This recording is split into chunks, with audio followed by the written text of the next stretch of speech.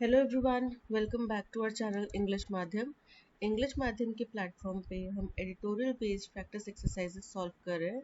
तो स्टार्ट करते हैं आज का session with thought of the day, that is a river cuts through the rock, not because of its power, but because of its persistence।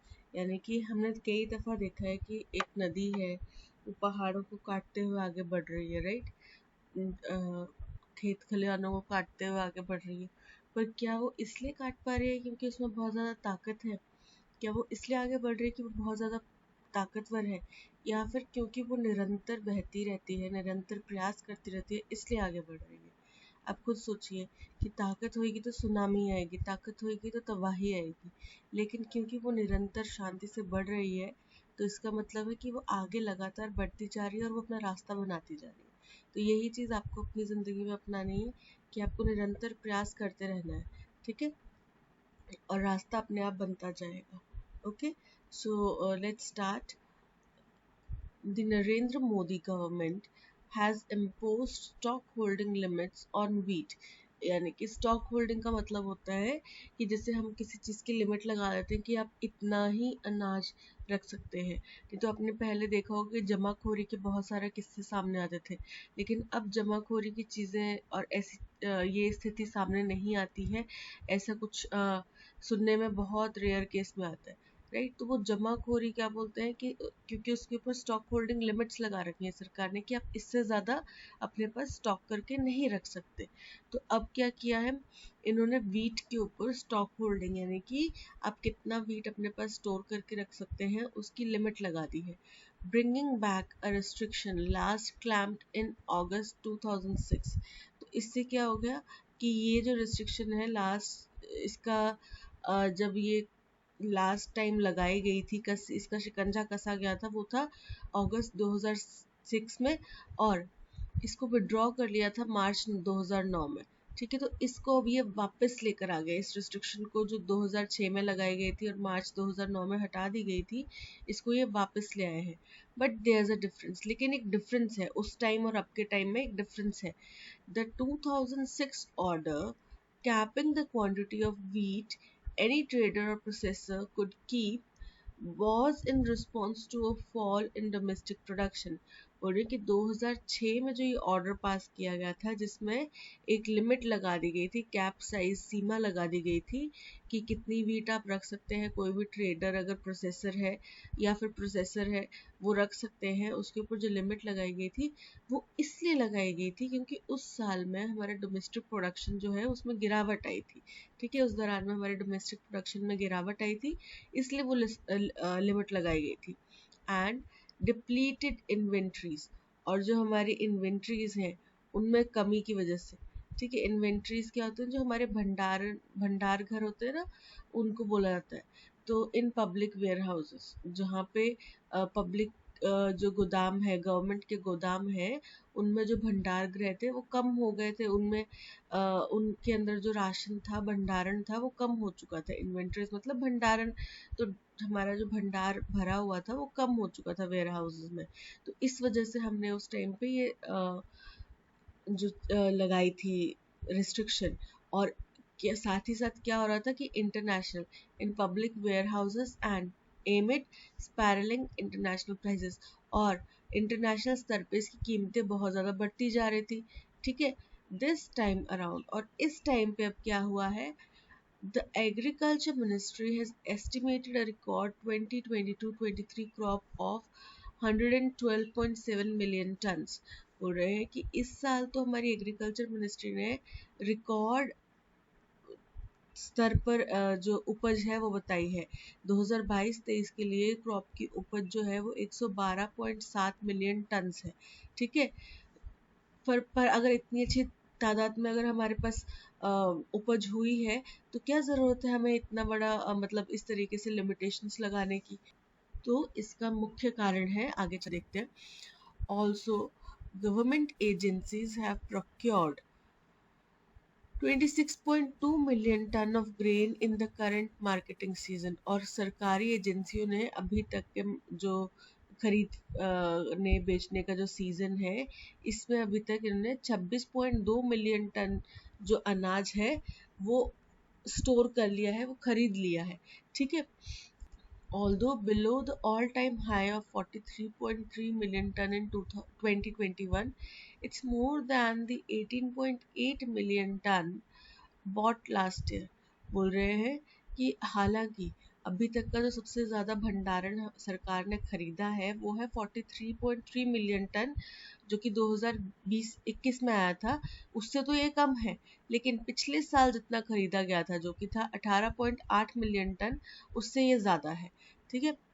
And at 230 to $250 per ton, export prices of Russian and European Union wheat are down from 420 to 430 levels of a year ago। और बोल रहे हैं कि 200 जो export prices है Russia या European union के गेहूं के, वो तो अब कितने रेट पे पहुंच रहे हैं, $230 से $250 पर टन, ठीक है। जो कि पहले लास्ट ईयर कितनी थी, $420 से $430 पर टन थी। It raises obvious questions on the rational for the move. तो ये बहुत ज़रूरी तौर पर ना, स्पष्ट तौर पर सवाल तो इसके ऊपर खड़े हो ही जाते हैं। लाजमी है कि आप एक तरफ बोल रहे हैं कि भाई इतनी अच्छी उपज हुई है, हमने इतना भंडारण कर लिया है, तो फिर आप लिमिट्स क्यों लगा रहे हैं, ठीक है। तो ऑन द रैशनल सरकार का जो तर्क है इस मूव को लेके, उसके ऊपर सवाल खड़े हो रहे हैं। Is the government worried about the southwest monsoon, which has so far registered 52% below normal rainfall। बोल रहे हैं कि क्या सरकार, जो हमारा खराब मॉनसून इस वक्त चल रहा है, जिसमें जो नॉर्मल से 52% कम बारिश हुई है इस साल अभी तक, उसकी वजह से चिंतन में है, परेशान है। while the monsoon season extends from June to September, क्योंकि हमारा जो मॉनसून सीजन है वो जून से सितंबर तक चलता है। अभी तो जून ही चल रहा है, राइट, जून भी आधा ही हुआ है, तो अभी से इतना परेशान होने की क्या बात है, ऐसा वो बोल रहे हैं। The prospects of the rain and by extension for the kharif crops planted during this time have seemingly been clouded। तो अब जो बारिश की उम्मीद है, हालांकि हमारा चलता तो जून से सितंबर तक है, लेकिन जो बारिश की उम्मीद की जा रही है और खारिफ क्रॉप को मतलब जैसे जून से सितंबर के बीच में इनकी उपज हो जाती है, तो अब इस हो सकता है थोड़ा बढ़ जाए, हो सकता है जुलाई में इनको बोने का स्टार्ट किया जाए, ठीक है। तो वो जो एक्सटेंशन है, टाइम का एक्सपैंड हुआ है खारिफ क्रॉप्स के प्लांटेशन के लिए इस टाइम के दौरान में, ये इसको ना एल नीनो इफेक्ट के बादलों से भी ये घिरे हुए हैं। लाइक इनकी जो अच्छे होने के चांसेस हैं, उम्मीदें हैं, वो भी कम होती जा रही हैं एल नीनो इफेक्ट की वजह से, जो कि already declared by leading global forecasters. तो जो दुनिया के सबसे बड़े बड़े ग्लोबल वेदर फोरकास्टर्स हैं, उन सब ने इस इफेक्ट की जिक्र करा है। और इस सब इफेक्ट की वजह से, एल नीनो इफेक्ट की वजह से सब जगह नुकसान होने की उम्मीद भी, मतलब एक आशंका भी जताई है। The combined stocks of wheat and rice are comfortable for now। अगर हम wheat और rice का स्टॉक देखें अभी तक का, तो हमारे लिए मतलब हमारी ज़रूरत अनुसार काफ़ी है। But the fear is probably of a subnormal monsoon that may result in a not so good 2023-24 paddy crops। तो ये कह रहे हैं कि हालांकि स्टॉक तो राइस और व्हीट का काफ़ी है अभी के लिए, लेकिन डर इस बात का है कि अगर मॉनसून जो है नॉर्मल से कम हुआ, तो इस वजह से 2023-24 जो है वो पैडी क्रॉप के लिए अच्छा नहीं होगा। But isn't that sounding the alarm bell too soon? लेकिन क्या ये बहुत जल्दबाजी नहीं होगी ये चिंता जताने के लिए, क्योंकि अभी सिर्फ जून स्टार्ट हुआ है। जैसा कि मैंने पहले बताया आपको कि राइटर कह रहे हैं कि जून से सितंबर तक बारिश होती है, तो अभी तो केवल जून की आधा भर हुआ है, देखते हैं आगे बारिशें। तो आप अभी से इतना ज़्यादा चिंता क्यों कर रहे हैं? Over the last 1 year, the Modi government has banned exports of wheat, broken rice and sugar, besides levying a 20% duty on non-parboiled, non-basmati shipments। बोल रहे हैं कि पिछले 1 साल में मोदी सरकार ने गेहूं के एक्सपोर्ट के ऊपर बैन लगा दिया, ब्रोकन राइस और शुगर के ऊपर बैन लगा दिया, और इसके अलावा 20% का उन्होंने टैक्स लगा दिया, एक्स्ट्रा ड्यूटी लगा दिया किसके ऊपर, नॉन पर बॉइल्ड और नॉन बासमती शिपमेंट्स के ऊपर, यानी कि जो हाफ बॉइल्ड या पूरी तरीके से नहीं कुक्ड, जो कैंड प्रोडक्ट्स आते हैं जो पूरी तरीके से कुक्ड नहीं होते, ठीक है, ऐसी आइटम्स के ऊपर जो नॉन बासमती शिपमेंट्स भी हैं, यानी कि पहले ये होता था कि बासमती को एक्सपोर्ट नहीं किया जाता था, शायद या फिर कम किया जाता होगा, पर जो नॉन बासमती शिपमेंट्स हैं, जो मतलब बासमती राइस के अलावा जो दूसरे ब्रांड वेराइटीज हैं, उनके ऊपर भी 20% का टैक्स लगा दिया गया है, और ठीक है, ड्यूटी लगा दी गई है। The stock limits on wheat were preceded by similar restrictions on tur and urd। तो बोल रहे हैं कि ये जो स्टॉक के ऊपर लिमिट लगाई गई है वीट के ऊपर, इससे पहले जो है तूर दाल के ऊपर और उड़द दाल के ऊपर भी ये रिस्ट्रिक्शंस लगाई गई थी, होल्डिंग्स बाय होलसेलर, कि होलसेलर्स जो है वो कितना सामान लिमिट रख सकते हैं। Small and big retailers and dal millers, इन तीनों के ऊपर ये रिस्ट्रिक्शन लगाई जा चुकी है। These are not ordinary precautionary और प्रिम्पटिव। ये बोल रहे हैं कि ये कोई साधारण सी या नॉर्मल सी ऐतिहासिक बात नहीं है, या फिर प्रोएक्टिव अप्रोच नहीं है हमारी। Rather, they convey a single-minded focus not to take any chances with food inflation ahead of national elections in April-May 2024। लेकिन ये केवल और केवल सरकार की एक ही मंशा की तरफ इशारा करता है कि वो फूड इन्फ्लेशन, यानी कि खाद्य पदार्थों में महंगाई का होना, इस चीज़ का कोई भी चांसेस नहीं ले सकते नेशनल इलेक्शंस जो कि अप्रैल मई में होने हैं 2024 में, उससे पहले, ठीक है। ये मतलब उनका पूरा का पूरा focus election point of view से ही चल रहा है। This approach is also disturbing from another stand point. और ये जो अप्रोच है ये दूसरे नज़रिए से भी बड़ी घातक है। क्यों? It shows the Modi government's lack of conviction on its own farm reform laws। बोल रहे हैं कि इससे ये भी बात साबित हो जाती है कि मोदी सरकार जो है वो अपने ही फार्म लॉज के ऊपर, जो फार्म रिफॉर्म लॉज बनाए गए थे, उनके ऊपर स्थिर नहीं है, स्टेबल नहीं है।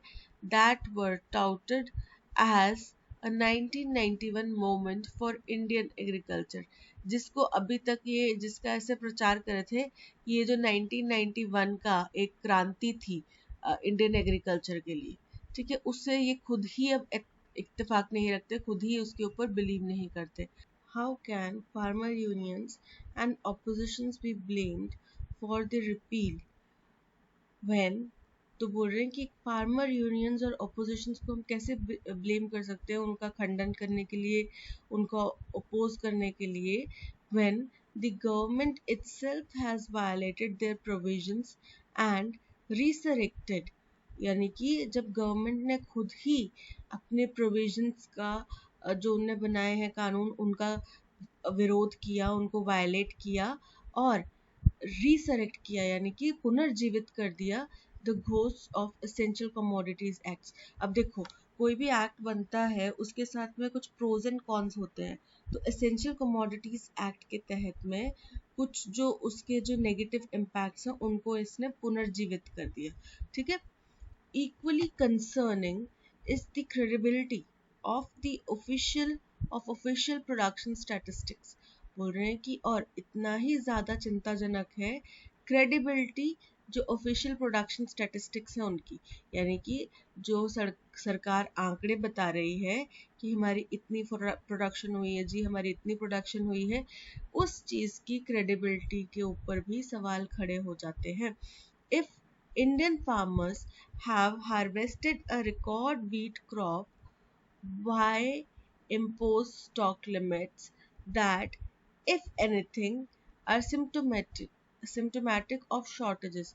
बोल रहे हैं कि अगर इंडियन फार्मर्स ने इतना अच्छा रिकॉर्ड स्तर पर वीट की उपज हार्वेस्ट की है, तो इस तरीके की स्टॉक लिमिट्स क्यों लगाए जाएं जो कि केवल और केवल कमी की तरफ इशारा करती है कि हमारे पास कमी है या कमी हो सकती है निकटतम भविष्य में, इस तरफ इशारा करती है। Last year to the government claimed a bumper production and yet banned exports। बोल रहे पिछले साल भी यही हुआ था, पिछले साल भी सरकार ने कहा था कि भाई बहुत भारी मात्रा में प्रोडक्शन हुआ है, लेकिन उनने एक्सपोर्ट्स को बैन कर दिया था। ठीक है। Conviction and credibility are central to policy making. बोल रहे हैं कि अब आपने जो भी पॉलिसी बनाई है आप उसके ऊपर स्थिर रहें, एकदम स्थिरता के साथ में उसके ऊपर काम करें, टिके रहें, अडिग रहें। दूसरी चीज क्रेडिबिलिटी, कि जो आप टर्म्स बोल रहे हैं, जो आप आंकड़े बता रहे हैं, जो आप पॉलिसीज बता रहे हैं, आप वाकई में उनको करेंगे, इस बात की क्रेडिबिलिटी भी होनी चाहिए, या फिर जो चीज़ आप बता रहे हैं वो वाकई में सही है या फिर आप केवल आंकड़े बोल रहे हैं। ठीक है। तो कोई भी अगर पॉलिसी मेकिंग का कार्य आपने करना है तो उसके लिए ये दो टर्म्स हैं, ये दो चीज़ें हैं जो बहुत इंपॉर्टेंट है, बहुत महत्व रखती हैं। Both are unfortunately all too often missing when it comes to agriculture। और ये दोनों ही टर्म्स conviction and credibility, ये दोनों ही टर्म्स जब बात आती है एग्रीकल्चर की तो इसमें अक्सर ये दोनों ही टर्म्स जो हैं मिलती नहीं है, इसके संबंध में ये दोनों ही टर्म्स गायब रहती है। ठीक है। What is the main reason provided in the passage for the imposition of stockholding limits on wheat by the Narendra Modi government in 2023। बोल रहे हैं कि क्या रीजन दिए गए जो इन्होंने नरेंद्र मोदी जी की सरकार ने स्टॉक्स को होल्ड करने की जो लिमिट्स लगाई हैं 2003 में 2023 में वीट के लिए, उसके लिए क्या रीजन दिया गया। The government is taking primitive action in light of a predicted El Nino event that could impact the monsoon season and hence the 2023-24 paddy crop। बोल रहे हैं कि गवर्नमेंट ने ये एक प्रिकॉशनरी, प्रिवेंटिव या फिर प्रोएक्टिव एक्शन लिया है, क्योंकि उनको पता है कि एक एल नीनो इफेक्ट प्रेडिक्ट किया गया है। ठीक है। इसका इवेंट, और इसमें क्या हो सकता है जिसकी वजह से हमारा मॉनसून प्रभावित हो सकता है और जिसकी वजह से हमारी पैडी क्रॉप जो है 2023-24 के लिए उसमें कमी आ सकती है या उसके ऊपर इफेक्ट पड़ सकता है। ठीक है। तो बिल्कुल सही है ये, है ना, ये फर्स्ट और फॉरमोस्ट रीजन दिया जा रहा है। The quantity of wheat that any trader or processor could keep has been capped due to falling domestic production। तो देखो, हमने पढ़ा कि सरकार ने बोला कि पिछले साल भी उपज अच्छी हुई थी और इस साल भी उपज अच्छी होगी। ठीक है। तो जब अच्छी उपज है तो फॉलिंग डोमेस्टिक प्रोडक्शन का सवाल नहीं आता, तो ये स्टेटमेंट जो होता है गलत।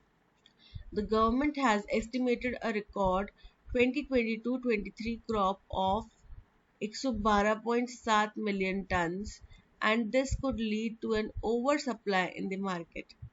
कह रहे हैं सरकार ने 2022-23 के लिए 112.7 मिलियन टन का अनुमान लगाया है। ठीक है, कि इतना उपज हो जाएगी। एंड और ये क्या है, ये हमारे लिए क्या हो सकता है, ओवर सप्लाई की स्थिति पैदा कर सकता है मार्केट में, यानी कि ज़रूरत से ज़्यादा, डिमांड से ज़्यादा चीज़ों की अब सप्लाई है। तो इस स्थिति को बचाने के लिए, इस स्थिति से बचने के लिए हमने ये रिस्ट्रिक्शंस लगाई है। ये तो बिल्कुल गलत है। अगर हमारे पास ओवर सप्लाई है, हमारे स्टॉक्स भर चुके हैं और उसके बाद भी हमारे पास बहुत ज़्यादा बचा है, तो हम एक्सपोर्ट करने में क्या दिक्कत है, हमें तो हर हाल में एक्सपोर्ट करना चाहिए, राइट। क्योंकि एक्सपोर्ट से हमारे देश के पास में हमारी देश की इकोनॉमी डेवलप होगी। ओके, तो ये रीज़न नहीं है। Government agencies have procured less grain in the country marketing season in the current market season compared to previous all time high। तो बोल रहे हैं कि सरकार ने पिछले साल के मुकाबले इस साल जो है वो कम गेहूं या अनाज खरीदा है। ठीक है, जो कि पिछले साल के कंपैरिजन में सही नहीं है, पिछले साल के कंपैरिजन से कम है।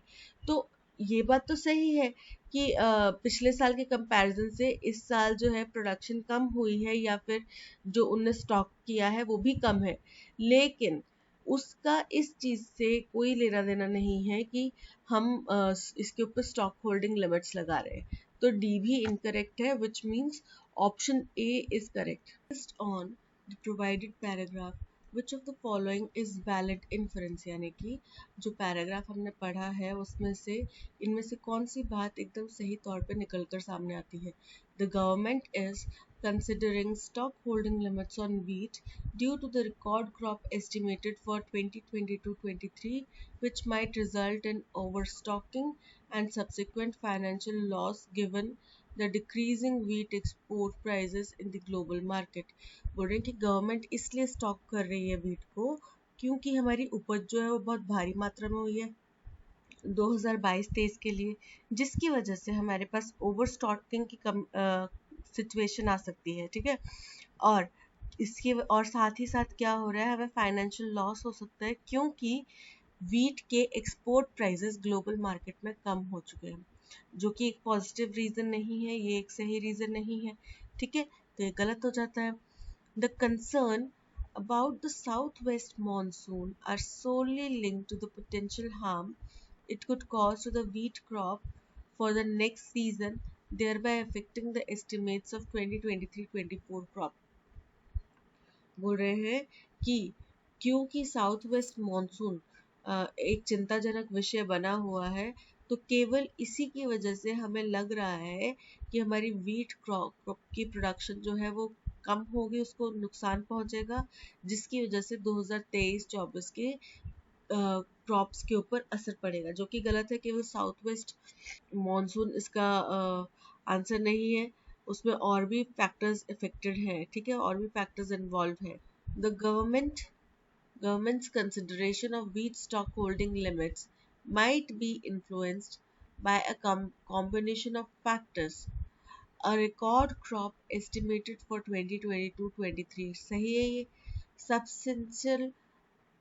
Substantial procurement in the current marketing season, बिल्कुल सही कि जो हमने काफ़ी भारी मात्रा में, मतलब काफ़ी बड़ी मात्रा में हमने इस मार्केटिंग सीजन में हमने अभी तक गेहूं जो है सरकार ने वो खरीद लिया है। ठीक है, हासिल कर लिया है।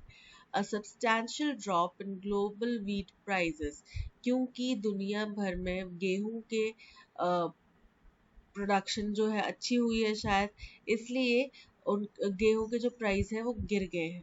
And potential concerns about the southwest monsoon impacting the next kharif crop, और ये चिंता कि आने वाले समय में जो साउथ वेस्ट मानसून है उसका दुष्परिणाम हमें अगली खारिफ क्रॉप की फसल में देखने को मिल सकता है। तो ऑप्शन सी इज करेक्ट, क्योंकि इसमें सारे फैक्टर्स डिस्कस किए गए हैं। ठीक है, which of the following can be inferred from the given paragraph? The government have imposed stock limits on wheat to ensure the steady supply and avoid inflation ahead of national elections in 2024, despite this action suggesting a lack of faith in their own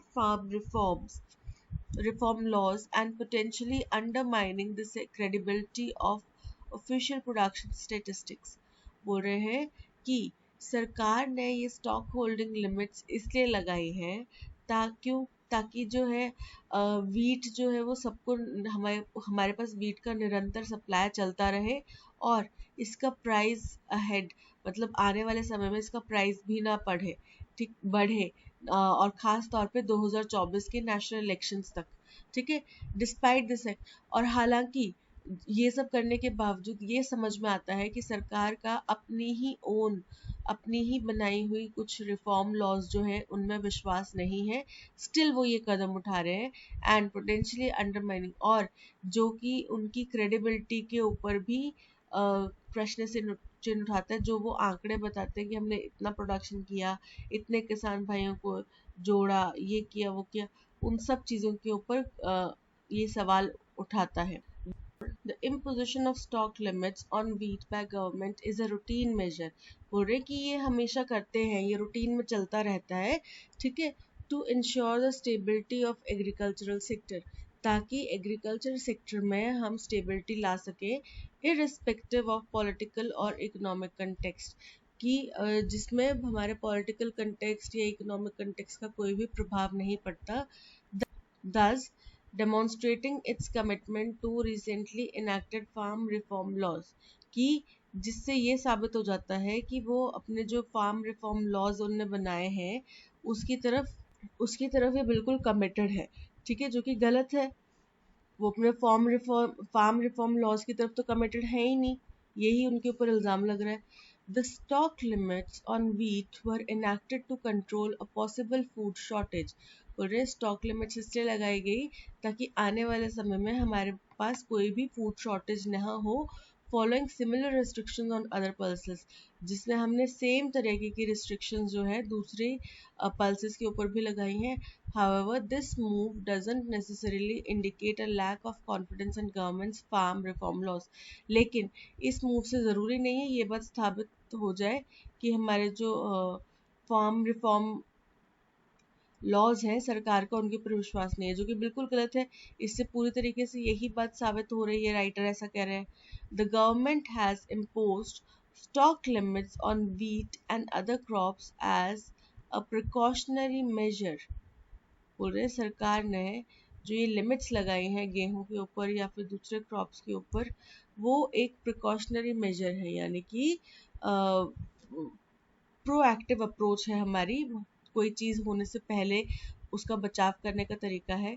due to anticipated bumper harvest, क्योंकि हमने बहुत ज़्यादा मात्रा में बहुत bumper harvest हमने उम्मीद लगाई है। Aligning well with the farm reform laws, जो कि उनकी फार्म रिफॉर्म लॉज से एकदम मेल खाती है, and reflecting their commitment to maintain a balance between production and demand, और जिससे इनका ये जो कमिटमेंट है कि हम बैलेंस बना के रखेंगे प्रोडक्शन और डिमांड के बीच में, वो साबित होता है, जो कि बिल्कुल गलत है। So option A is correct. What does imposition of stock limits on wheat and other commodities imply about the Indian government's stance on its own farm reforms?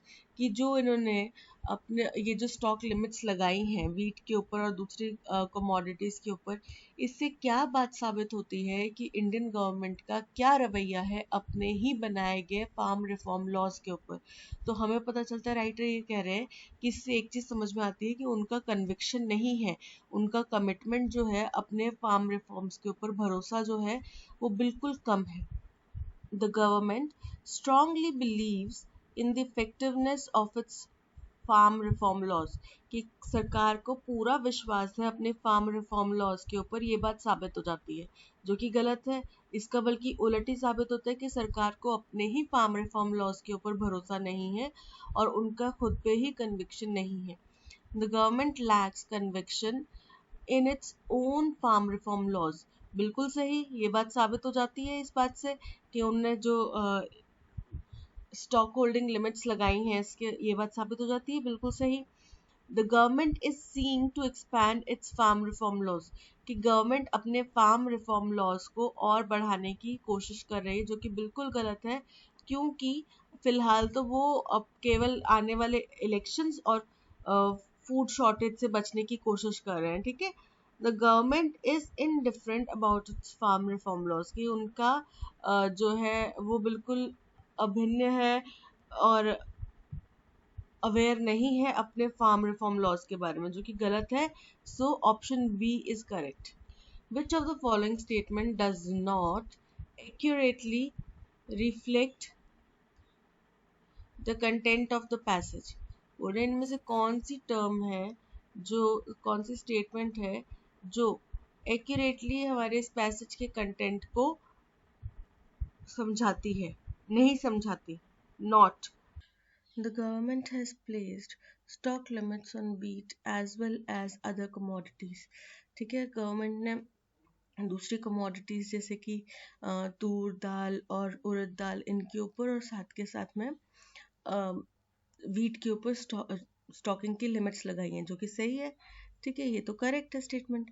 The governments actions indicate a concern about food inflation ahead of national election, बिल्कुल सही है कि government का ये जो action है इसकी वजह से फूड इन्फ्लेशन के चांसेस ज़्यादा बढ़ रहे हैं, और वो इस चीज़ का रिस्क नहीं लेना चाहते क्योंकि आगे अगले साल 2024 में नेशनल इलेक्शंस है, ठीक है, तो वो इस चीज़ से चिंतित हैं। बिल्कुल सही। The Modi government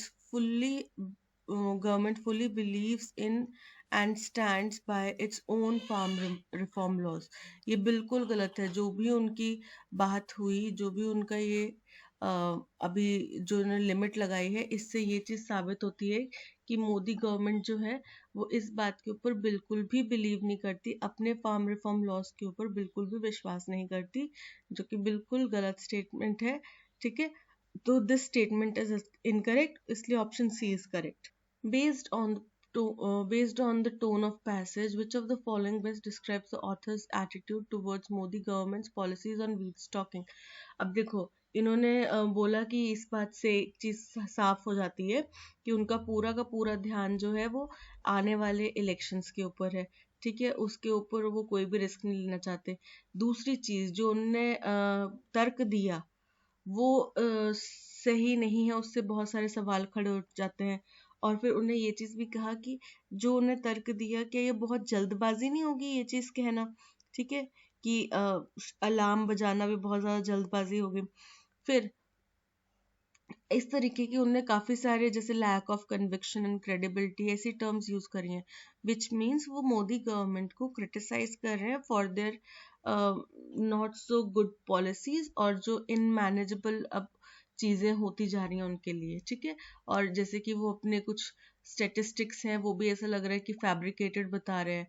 तो ये सब चीज़ें जो हैं इससे साबित होता है कि ये लोग जो ऑथर हैं वो काफ़ी क्रिटिकल है, ठीक है। Option C critical is correct. Resurrect मतलब दोबारा पुनर्जीवित कर देना, ठीक है। टर्मिनेट मतलब खत्म कर देना। सप्रेस मतलब किसी चीज को दबा देना, कम कर देना। रिवाइव करना मतलब कि दोबारा से उस चीज को नया तरोताजा कर देना। और बरेड मतलब दफना देना। तो टर्मिनेट, सप्रेस, बरेड ये तीनों नेगेटिव एस्पेक्ट्स हैं। इनका मतलब है कम करना है, खत्म करना। और रिसरेक्ट का मतलब होता है पुनर्जीवित कर देना। तो रिवाइव का मतलब भी दोबारा तरोताजा कर देना। So option C revive is closest to resurrect. Spiral मतलब आगे बढ़ता हुआ, ठीक है। ऐसे स्पाइरल क्या है, आगे बढ़ता जा रहा है, ठीक है, ये आगे आगे आगे बढ़ता जा रहा है, ठीक है। अब इसका एंटोनिम बताना है। इंक्रीज मतलब होता है बढ़ोतरी, ठीक है, आगे बढ़ना। असेंड मतलब होता है आगे बढ़ना, ठीक है। प्लंज मतलब होता है आप किसी चीज को डिक्रीज कर रहे हैं, कम कर रहे हैं। और राइज मतलब होता है बढ़ोतरी। तो इंक्रीज, असेंड, राइज ये तीनों ही आगे बढ़ना या इंक्रीज होना इस तरफ इशारा करता है। और स्पाइरल भी आगे बढ़ना, परिस्थिति और ज्यादा खराब हो जाना, ठीक है, इनकी तरफ। लेकिन प्लंज जो है वो डिक्रीज, कमी की तरफ इशारा कर रहा है। So option C plunge is correct.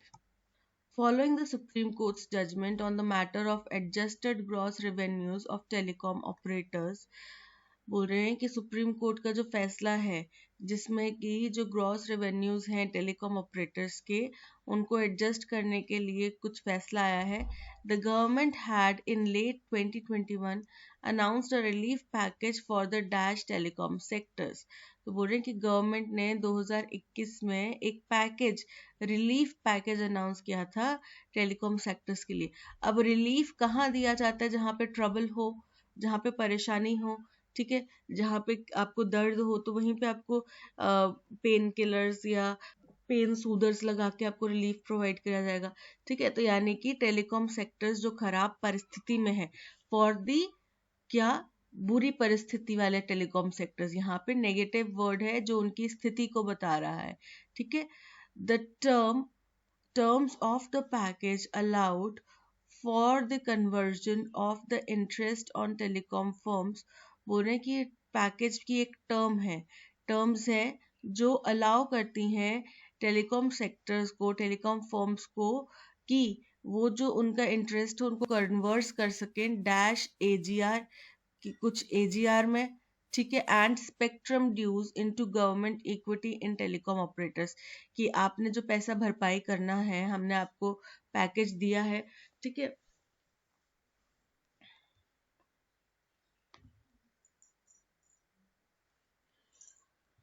अब जो आपने उसमें पैसा भरपाई करना है वो एजीआर के रूप में, या फिर जो भी आपके स्पेक्ट्रम ड्यूज बचे हुए हैं, बकाया बचा हुआ है, स्पेक्ट्रम आवंटन जब करते हैं तो वो खरीदते हैं ना, तो उसका जो भी बकाया बचा हुआ है उससे आप गवर्नमेंट की हिस्सेदारी, गवर्नमेंट को इक्विटी दे सकते हैं या उनकी गवर्नमेंट की हिस्सेदारी बना सकते हैं, ठीक है, उसके बदले में। Vodafone had taken this option in early 2022, तो वोडाफोन आइडिया ने ये जो उन्होंने ऑप्शन दिया था इसको पकड़ लिया था 2022 में। Now about a year later the union government has approved the plan to convert interest dues of more than rupees 16,000 crores into equity। अब इतना सारा पैसा बकाया था उनका, जिसको अब सरकार ने एक साल बाद, ठीक है, इक्विटी में बदलने के लिए हामी भर दी है, मंजूरी दे दी है।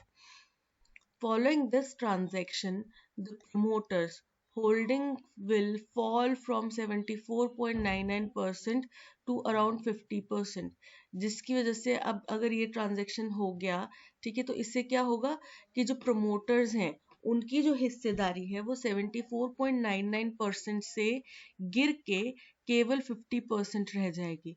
The government will now hold around 33% in company, और सरकार की कितनी हिस्सेदारी हो जाएगी, 33% की हिस्सेदारी हो जाएगी कंपनी में, making it the single largest shareholder in Vi, जिसकी वजह से सरकार वी वोडाफोन आइडिया लिमिटेड में इकलौती इतनी बड़ी भागीदारी वाली कंपनी बन जाएगी, मतलब सरकार की हिस्सेदारी सबसे बड़ी हो जाएगी इसमें, ठीक है।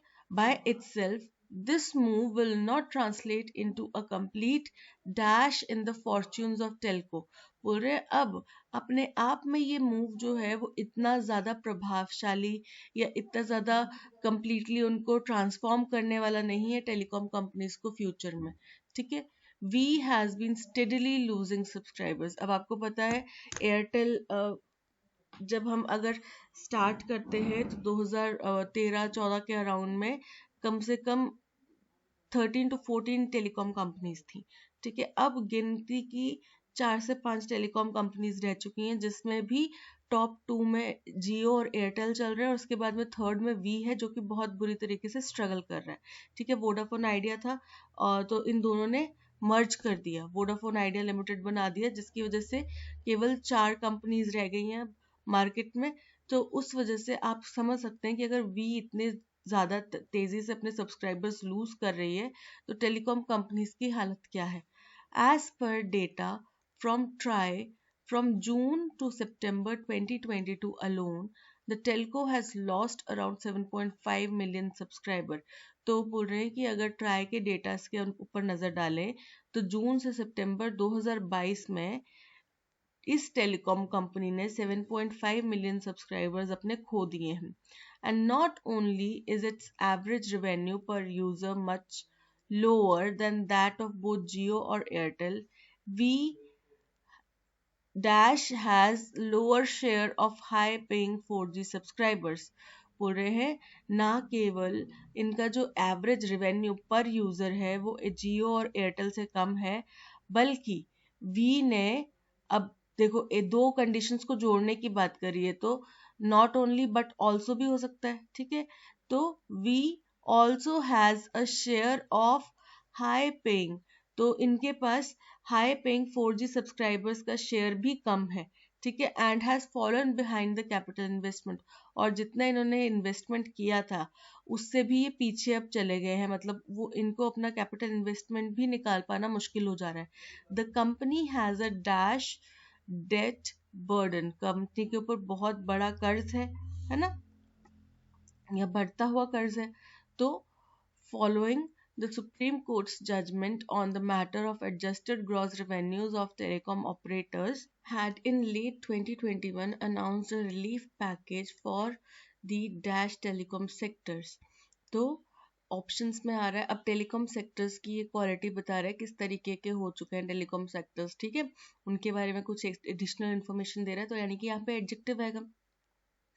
तो बेलिग्युएट, बेलिग्युएट का मतलब होता है किसी चीज को आपने बहुत संकटग्रस्त कोई स्थिति है या फिर परेशान कर देने वाली स्थिति है, उसको बोला जाता है बेलिगड। तो टेलीकॉम सेक्टर्स की स्थिति तो बेलिगड है, ठीक है। मार्क्ड, मार्क्ड मतलब स्पष्ट कर देना, ठीक है, आइडेंटिफाई कर देना, सिग्निफिकेंट, ठीक है, एविडेंट। फ्लॉड, फ्लॉड मतलब त्रुटिपूर्ण। और पोलराइज, पोलराइज मतलब विभाजित। ओपिनियंस होते हैं ना, एक बिल्कुल उल्टा बोल रहा है, दूसरा बिल्कुल उल्टा बोल रहा है, तो पोलराइज्ड ओपिनियंस हो गए। तो यहाँ पे option A beleaguered is correct. The terms of the package allowed for the conversion of the interest on telecom firms dash AGR। अब किस तरीके का AGR है? firms alleged यानी कि कथित तौर पर जो उनका AGR है, कथित AGR के ऊपर उनको ट्रांसफर करने का छूट मिल रही है। या फिर डेफर्ड, डेफर्ड मतलब डिलेड, स्थगित, यानी कि जो एजीआर स्पेक्ट्रम ड्यूज अभी तक उनके बाकी बचे हैं, बकाया बचे हैं, ठीक है, उनको पोस्टपोन करना या स्थगित करना, ठीक है, स्पेक्ट्रम ड्यूज को गवर्नमेंट इक्विटी में बदल देना। कंक्लूडेड, कंक्लूडेड मतलब फाइनली जो कहा जा रहा है, समाप्त होने पर एकदम एंड जो इसका निकल कर आया है। कंसर्न्ड मतलब संबंधित। तो यहाँ पे option B deferred is correct. By itself, this move will not translate into a complete dash in the fortunes of Telco।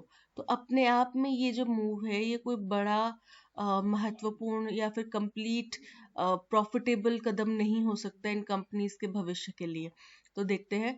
Turn around, turn around मतलब पॉजिटिव बदलाव, पॉजिटिव चेंज, ठीक है। हजार्ड, हजार्ड मतलब रिस्क, खतरा। Bond मतलब संबंध। और livelihood मतलब जीविका। तो इन कंपनीज के लिए ये जो कदम है ये अपने आप में एक चेंज नहीं हो सकता, पॉजिटिव चेंज नहीं हो सकता, ठीक है। Option A turn around is correct. And not only is its average revenue per user much lower than that of both Jio or Airtel, V Dash has a lower share of high in paying 4G subscribers. तो यहाँ पे आएगा, दो statements को connect कर रहा है, not only but also, ठीक है। तो यहाँ पे मतलब नॉट ओनली और ऑल्सो का कंटेक्स्ट आ रहा है, हाउएवर नहीं आएगा, though yet. Option D also is correct. The company has a dash debt burden. Accessible, accessible मतलब होता है कि आप इस चीज को इस पद तक पहुंच गए, मतलब आप इसके ऊपर इसको कम कर सकते हैं, इतना है कि आपकी पहुंच में आ रहा है, आप इसको धीरे धीरे ऑब्टेन कर लेंगे, खत्म कर देंगे इस डेट को। तो ये डेट तो है एसेसिबल नहीं है क्योंकि कंपनी की स्थिति खराब होती जा रही है। इनडेलेबल, इनडेलेबल का मतलब होता है जो खत्म नहीं हो सकता, जो मिट नहीं सकता। अफोर्डेबल, अफोर्डेबल मतलब होता है काफी सस्ता, रीजनेबल। साइजेबल, साइजेबल मतलब काफी बड़ा डेप्थ है कंपनी के ऊपर। तो option D sizeable is correct. Select the sentence that contains no spelling error. The penguin, अब पेंगुइन के स्पेलिंग होते हैं PEN, यहाँ पे GIUN लिखा है, GUIN इसके स्पेलिंग होते हैं, ठीक है, पेंगुइन। तो ये स्पेलिंग यहाँ पे एरर है। She was firm believer, believer देखो BELIEVER, ठीक है, बिलीवर। इसके बाद his favourite dessert was a delectable slice of chocolate, chocolate की spelling CHOCOLATE, chocolate. The park was filled with children enjoying the sunny weather. सारे spelling correct है, तो यहाँ पे कोई स्पेलिंग एरर नहीं, option D is correct. Michael's dash, tenacity, tenacity मतलब होता है निरंतर प्रयास करना, ठीक है। तो was admirable, he is continued as he continued to pursue his goals despite numerous setbacks, कि बहुत ज़्यादा उसको परेशानियां, खराब परिस्थितियों का सामना करना पड़ा, इसके बावजूद उसने अपने सपनों को हासिल करने के लिए लगातार निरंतर प्रयास किया, तो उसकी जो टेनेसिटी यानी कि निरंतर प्रयास करने की क्षमता जो है, तो क्या कहा जाता है उसको? परसिवरेंस कहा जाता है। ठीक है, तो उसका जो परसिवरेंस है वो बहुत ही प्रशंसनीय है। Option A perseverance is correct. It is an irony that in Punjab, अब ये बहुत ही ज्यादा स्थिति ऐसी है कि दुखद भी है, पर हंसी भी आती है देख के और सुन के, और मतलब कुछ क्लियर रास्ता भी समझ में नहीं आता। तो it is an irony in Punjab this schedule caste post matric scholarship scheme, ये बहुत ही चिंताजनक विषय है कि जो schedule caste post matric scheme है पंजाब में, that is meant to financially enable poor students to pursue higher education, जिसका मुख्य पर्पस ये था कि जो फाइनेंशियली स्टेबल नहीं है बच्चे, गरीब वर्ग के बच्चे हैं, उनको अपनी हायर एजुकेशन कंटिन्यू करने में मदद मिले and go on to uplift their lives with jobs congruent with their education, और ताकि वो अपनी जिंदगी का सुधार कर सके ऐसी नौकरियां करके जो उनकी एजुकेशन के अनुसार हो, अनुरूप हो, has become a hurdle in their ways to progress। अब यही स्कीम इन बच्चों के रास्ते में, तरक्की के रास्ते में एक रोड़ा बन के रह गई है। ठीक है, the multi-crore embezzlement of the scholarship funds has plunged thousands of students over the past 3 years। बोल रहे ये जो मल्टी करोड़ की स्कॉलरशिप स्कीम है, ठीक है, इसने क्या किया, इसने बहुत सारे बच्चों को रोक दिया। ठीक है, किस चीज से रोक दिया कि पिछले 3 सालों में इनटू एन अनफेयरली, इन्होंने धकेल दिया इन बच्चों को एक बहुत ही डार्क जोन में। एज क्योंकि उनकी degrees, as their degrees and detailed marksheets have been withheld, क्योंकि उनकी डिग्रीज और डिटेल्ड मार्कशीट्स जो है वो इन सरकार के पास में, putting their future at stake, और इस वजह से उनका जो फ्यूचर है वो अब रिस्क पर आ गया है। Behind the rut that they are stuck in is the unjust stand that their colleges, universities has adopted by tying the release of their degrees with the release of scholarship money। तो बोल रहे हैं कि ये जो सारा चीज हुआ, ये क्यों हुआ? क्योंकि ये अनजस्ट पॉलिसी में फंस गए, जिसमें उनके कॉलेजेस और यूनिवर्सिटीज ने ये एक तरीका अपनाया, ये एक फैसला लिया कि वो डिग्रीज तभी रिलीज करेंगे जब स्कॉलरशिप मनी उनके पास आएगा। ठीक है, यानी कि कॉलेजेस को स्कॉलरशिप मनी नहीं मिल रहा, दैट मीन्स जो बच्चों को दिया जा रहा है, तो बच्चों ने डिग्रीज तो अपनी कंप्लीट कर ली, बट अब कॉलेज को तो वो फीस चाहिए ना, कॉलेज तो तभी प्रोसीड कर पाएगा। तो कॉलेज ने ये फैसला निकाला कि भाई हम इन बच्चों की डिग्रीज तभी देंगे जब हमारे पास आप स्कॉलरशिप का पैसा देंगे। तो इसका मतलब कि ये दोनों तरफ से स्थिति खराब होती जा रही है। The government's delay in releasing the funds has also cost the Dalit students admission under the scheme compared to 3.25 lakh।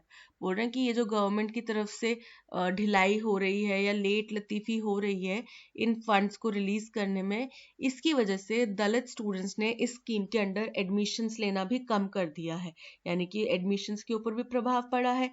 compared to 3.25 lakh admissions in 2016-2017, जिसमें 3.25 लाख एडमिशन्स हुए थे 2016-17 के दौरान में, the number came down to 90,000 in this session. तो इस साल में केवल 90,000 बच्चों ने एडमिशन लिया है। ठीक है, अब देखो यहाँ पे हमने एक scheme schedule caste post matric scholarship scheme के बारे में बात करी, कहाँ पे इंट्रोड्यूस की गई है ये पंजाब में, और इसकी खराब स्थिति के बारे में बात करी गई। इसका मुख्य उद्देश्य क्या था कि इससे बच्चों को अपलिफ्टमेंट मिलना था, लेकिन अब यही उनके रास्ते का रोड़ा बन चुकी है। ये हो गया फर्स्ट सेंटेंस। अब इसी स्कीम को आगे फर्दर बताया जा रहा है कि ये जो मल्टी करोड़ की स्कॉलरशिप स्कीम है, इसने बच्चों को अंधेरे में धकेल दिया है। क्योंकि उनकी मार्कशीट्स वगैरह रोक ली गई हैं। ठीक है, ये हो गया सेकेंड। अब क्यों रोकी गई हैं मार्कशीट्स, वो बताया यहाँ पे, क्योंकि यूनिवर्सिटीज और कॉलेजेस ने ये फैसला लिया कि जब तक उनके पास स्कॉलरशिप का पैसा नहीं आएगा तब तक वो डिग्रीज रिलीज नहीं करेंगे। ठीक है, ये हो गया थर्ड।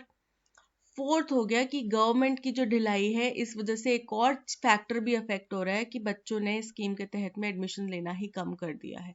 ठीक है, तो ये जिस तरीके से अरेंजमेंट है PQRS, जिस तरीके से स्टेटमेंट्स लिखी गई हैं उसी तरीके से अरेंजमेंट है। Option D is correct. The US has met India's security needs to a large extent. US ने हिंदुस्तान की सुरक्षा की जो ज़रूरतें हैं वो पूरी करी हैं बड़ी मात्रा में, but there has been no economic concession of any kind. लेकिन कोई भी हमें कंसेशन नहीं मिल रहा है, यानी कि अगर सपोज करो हम यूएस से बहुत भारी मात्रा में प्लेन्स खरीद रहे हैं, फाइटर प्लेन्स खरीद रहे हैं, ठीक है, तो भी हमें, अगर हमने 100 खरीदे हैं, इस साल 200 खरीदे हैं, अगले साल 300 खरीदने का टारगेट है, तो भी हमें कोई कंसेशन नहीं मिल रहा, वो उसी प्राइस पे मिल रहे हैं हमें। ठीक है, including restoring duty free access to ₹40,000 crore of Indian export. और क्या हुआ इसमें, जो ड्यूटी फ्री एक्सेस है वो 40,000 करोड़ के ऊपर लगा दिया गया है। ठीक है, इंडियन एक्सपोर्ट्स के ऊपर। The ever-looming shadow of Pakistan over Indo-US ties had finally been overtaken. और जो अभी तक पाकिस्तान के प्रभाव आ रहा था हिंदुस्तान और यूएस टाइज के ऊपर, यूएस के बीच में जो रिलेशंस है उसके ऊपर, अब वो एटलीस्ट हट गया है by the realisation in Washington. क्यों? क्योंकि वॉशिंगटन ने इस बात का एहसास किया that Islamabad is important only in contest of Afghanistan, कि पाकिस्तान की हमें केवल अफगानिस्तान के मैटर में ज़रूरत है, लेकिन इंडिया का जो एक्सटर्नल कैंपस है, कैनवस है, वो बहुत ज़्यादा एक्सपोनेंशियली वाइडर है। यानी कि इंडिया की जो दुनिया भर में अप्रोच है, दुनिया के बाकी देशों के साथ में संबंध है, वो बहुत ज़्यादा अच्छे हैं और आगे वो और विस्तार उनका हो रहा है। तो इसलिए इंडिया से हाथ मिलाना हमारे लिए फ़ायदेमंद रहेगा पाकिस्तान के कंपैरिजन में। When Donald Trump visited India in February last year, bilateral ties were elevated to a comprehensive global strategic partnership. बोल रहे हैं, जब डोनाल्ड ट्रंप पिछले साल फरवरी में हिंदुस्तान आए तो हमारी द्विपक्षीय जो संधि थी वो ओवरऑल कॉम्प्रिहेंसिव यानी कि बड़ी व्यापक ग्लोबल स्ट्रैटेजिक पार्टनरशिप में तब्दील हो गई। ठीक है, यानी कि हम एक नेक्स्ट स्टेप आगे ले गए अपने रिलेशन को यूएस के साथ में। It mainly meant that defense imports from the US were galloping and that White House acknowledged India as the most useful regional power. बोल रहे हैं कि इससे मुख्य तौर पर एक चीज साबित हो जाती है कि हमारे जो संबंध है, मतलब हम यूएस को ये चीज पता चल गई है कि जो डिफेंस इंपोर्ट्स हैं यूएस से वो बढ़ रहे हैं, और व्हाइट हाउस को ये चीज समझ में आ गई है कि इंडिया एक रीजनल पावर के तौर पे एशिया में उसका दबदबा बहुत ज्यादा है और उनके लिए बहुत यूजफुल रहेगा। ठीक है, तो अब सबसे पहला यहाँ पे स्टेटमेंट आ जाता है आर। क्यों? क्योंकि इसमें बताया गया कि जब डोनाल्ड ट्रंप इंडिया आए थे लास्ट ईयर फरवरी में, तो हमारे द्विपक्षीय रिश्ते जो हैं वो कॉम्प्रिहेंसिव ग्लोबल स्ट्रैटेजिक पार्टनरशिप में तब्दील हो गए थे। अब कैसे हुए, क्यों, इससे क्या साबित हुआ? इससे ये साबित हुआ कि हमारा डिफेंस इंपोर्ट जो है यूएस से वो तो बढ़ रहा है, बट साथ ही साथ हमारे व्हाइट हाउस को यानी कि यूएस को ये चीज समझ में आ गई कि हमारे लिए हिंदुस्तान कितना इम्पोर्टेंट है। ठीक है, ये हो गया सेकंड। थर्ड आ जाता है कि जो पाकिस्तान की हमारे रिश्तों के ऊपर प्रभाव था फाइनली वो भी खत्म हो गया, क्योंकि उनको पता चल गया कि इस्लामाबाद जो है वो अफगानिस्तान के कंटेक्स्ट में इम्पोर्टेंट है, बट इंडिया बाकी सभी देशों के कंटेक्स्ट में, पूरे एशिया के कंटेक्स्ट में इम्पोर्टेंट है। ठीक है, ये हो गया थर्ड।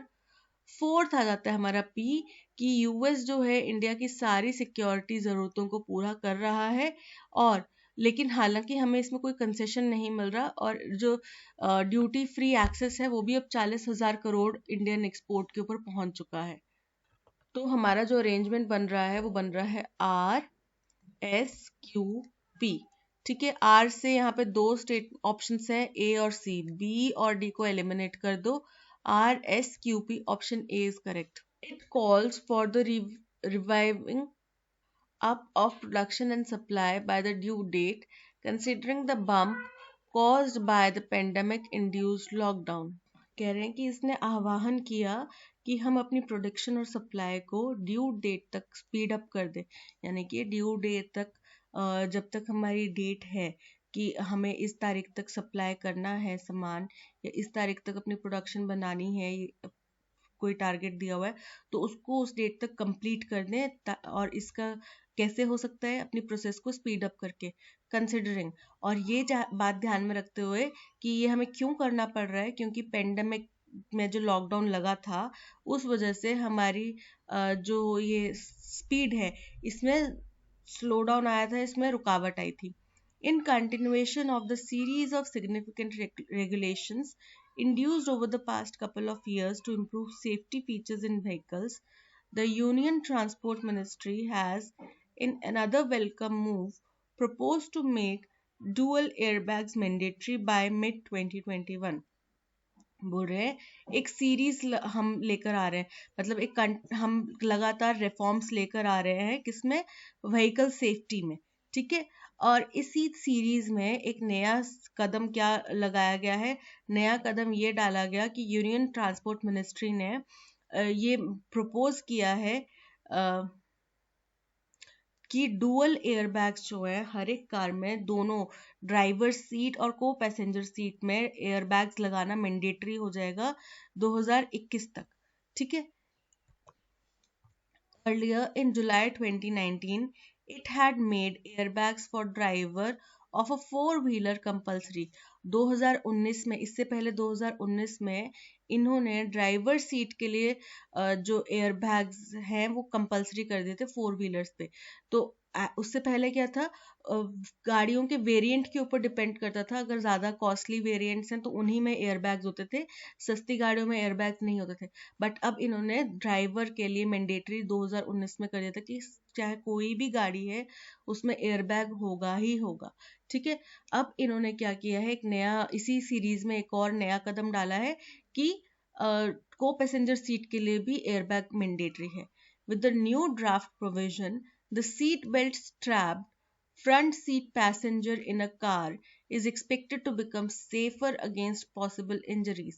और इसी नए प्रोविजन में, नए ड्राफ्ट में ये भी प्रावधान डाला गया है कि जो सीट बेल्ट है फ्रंट सीट पैसेंजर की, यानी कि को पैसेंजर की, उस पे ज़्यादा खिंचाव हो ताकि जो पैसेंजर है किसी भी तरीके की इंजरी से उनको बचाया जा सके, एंड डेथ से उनको बचाया जा सके, क्योंकि एयर बैग जो है वो कुशन का काम करेगा, जिससे कि क्रैश हो, अगर हो कहीं एक्सीडेंट हो तो उसका इम्पैक्ट कम हो सके। For a smooth drive into this global standard efforts are needed to iron out such obstacles।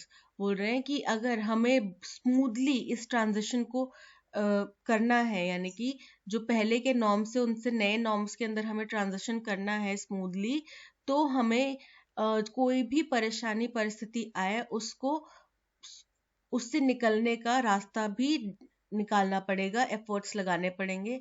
As a fair distribution of the airbag cost, क्योंकि एयरबैग की कॉस्ट जो है उस अब दोनों सीट्स में एयरबैग्स लगाए जाएंगे, तो इसकी कॉस्ट किसको भरनी पड़ेगी? केवल कंपनी को या केवल पैसेंजर्स को, कार ओनर्स को?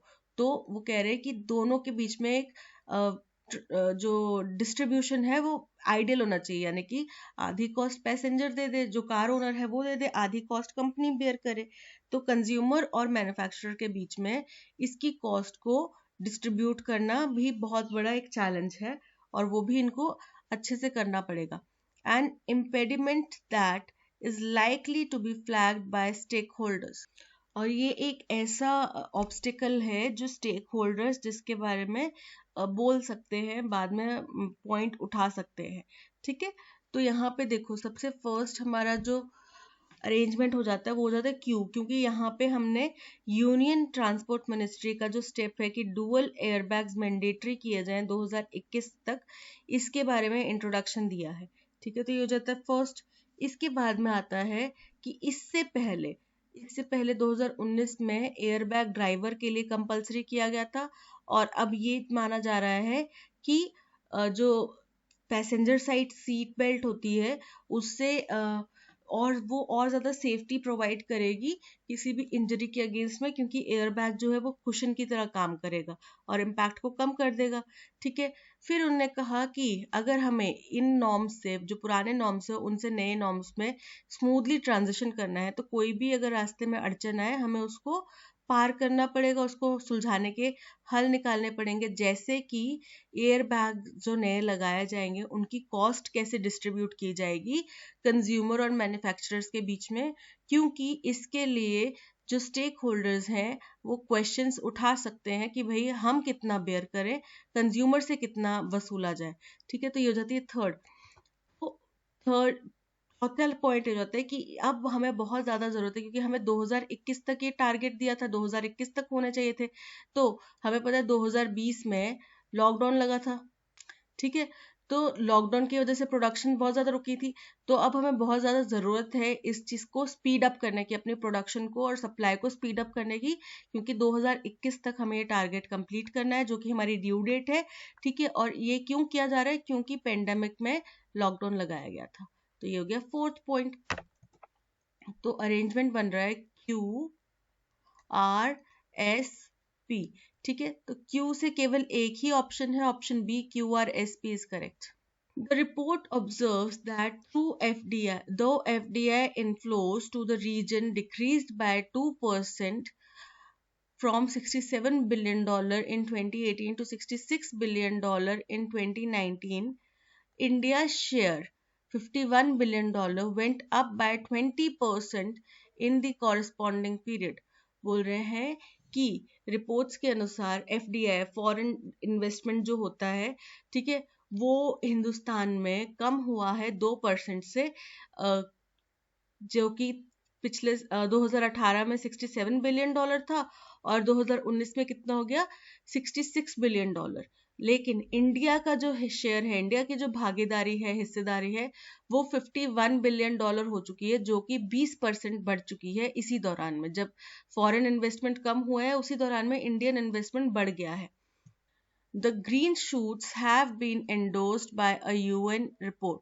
बोल रहे हैं ये जो अच्छी खबर है, ये जो उम्मीद की किरण है, ये यूएन की एक रिपोर्ट से हमें पता चल रहा है, which has forecast that the country's economy could prove to be the most resilient in South and Southwest Asia over the long term.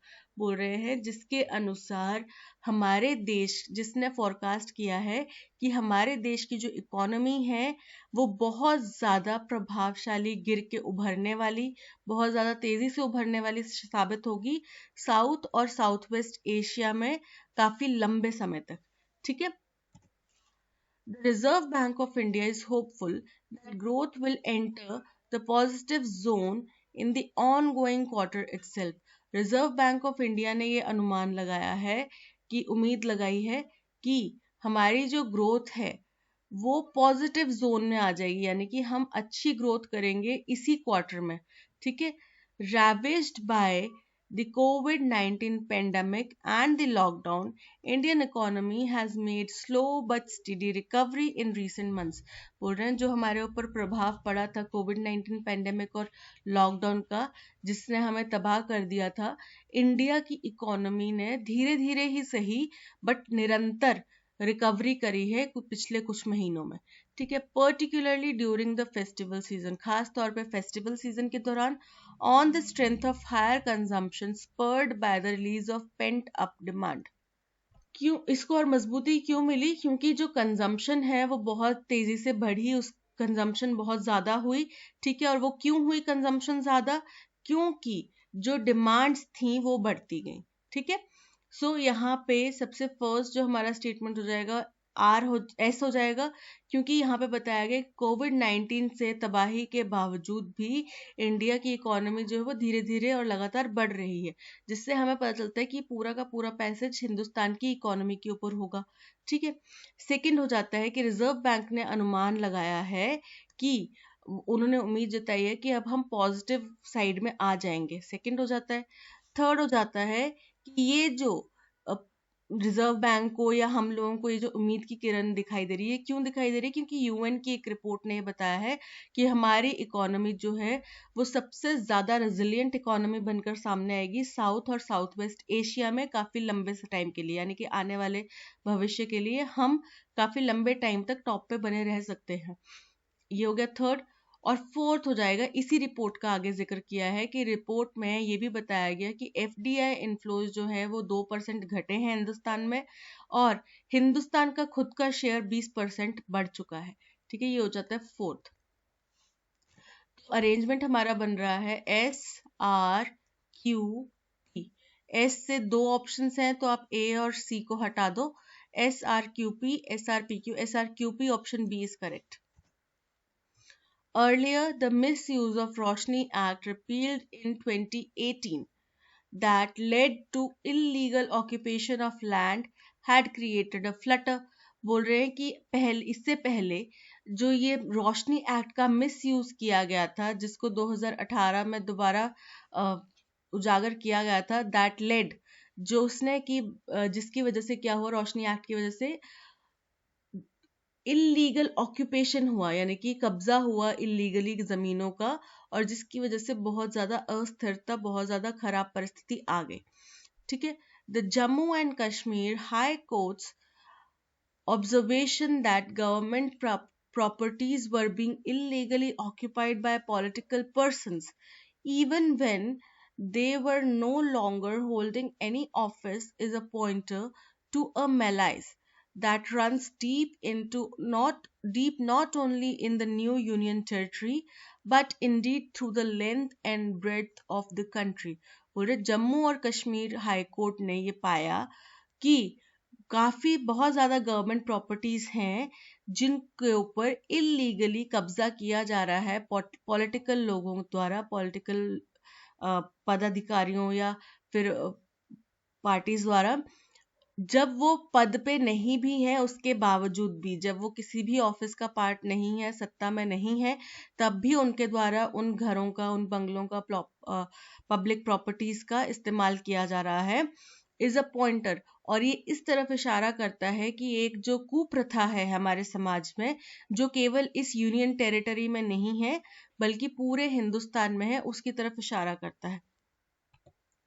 With those in possession of the properties defaulting on payment, बोल रहे हैं कि जो इन properties के ऊपर कब्जा करके बैठे हुए हैं लोग, वो किसी भी तरह की पेमेंट भी टाइम पे नहीं करते। जैसे अब कोई प्रॉपर्टी है तो घर का बिल आ रहा है, पानी का बिल आ रहा है, मेंटेनेंस दिया जा रहा है, तो वो चीज पेमेंट्स भी वो टाइम पे नहीं करते।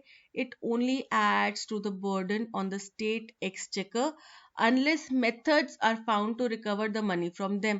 बोल रहे हैं तो ये केवल और केवल सरकार के वित्त कोष के ऊपर, जो भी स्टेट गवर्नमेंट है उसके कोष के ऊपर, खजाने के ऊपर एक एडिशनल बर्डन है। ठीक है, कब तक? जब तक कि हमें तरीके नहीं मिल जाते कि हम इन लोगों से वो पैसा वापस कैसे वसूलें। ठीक है, with arrears pending by way of unpaired rent. और बोल रहे हैं ये जो पैसा है जो अभी तक दे दिया जाना चाहिए था, ये अभी तक पेंडिंग पड़ा है बाय द वे ऑफ किस किस रूप में? अनपेड रेंट के रूप में, along with electricity and water charges के रूप में। What is of note is that the allotments in the erstwhile state were made even to lawyers। और बोल रहे हैं कि ये भी नोट करने वाली बात है कि ये जो अलॉटमेंट्स किए गए हैं ये लॉयर्स तक को भी कर दिए गए हैं, यानी कि जो लॉयर्स का कोई अधिकार नहीं है गवर्नमेंट प्रॉपर्टी के ऊपर, वो भी इसमें रह रहे हैं। ठीक है, and other persons not entitled to the privilege, यानी कि उन लोगों को जिनको ये सहूलियतें मिलनी भी नहीं चाहिए थी, उनको भी ये सहूलियतें दी जा रही हैं।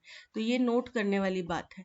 ठीक है, यहाँ पे देखो आप, सबसे पहला जो हमारा अरेंजमेंट में आता है टॉप नंबर पे, वो आता है क्यू स्टेटमेंट, क्योंकि यहाँ पे एक बेसिक शुरुआत की गई कि गवर्नमेंट प्रॉपर्टीज के ऊपर जो इलीगल तरीके से पॉलिटिकल लोगों ने कब्जा किया हुआ है उसके बारे में यहाँ पे चर्चा की जानी है। ठीक है, दूसरा पॉइंट हो जाता है कि ये इन्होंने काफी लंबे समय से कुछ पेमेंट्स है in the form of unpaired rent, electricity और वाटर चार्जेस के रूप में नहीं दिए हुए हैं। और दूसरी चीज ये कि ना केवल पॉलिटिकल लोग बल्कि वकील या दूसरे ऐसे लोग जिनके पास में सरकारी घर की सुविधा होती भी नहीं है, जिनको दी भी नहीं जाती, वो भी इस चीज का फायदा उठा रहे हैं, उनको भी ये सब घर और ये बाकी फैसिलिटीज मिल रही हैं।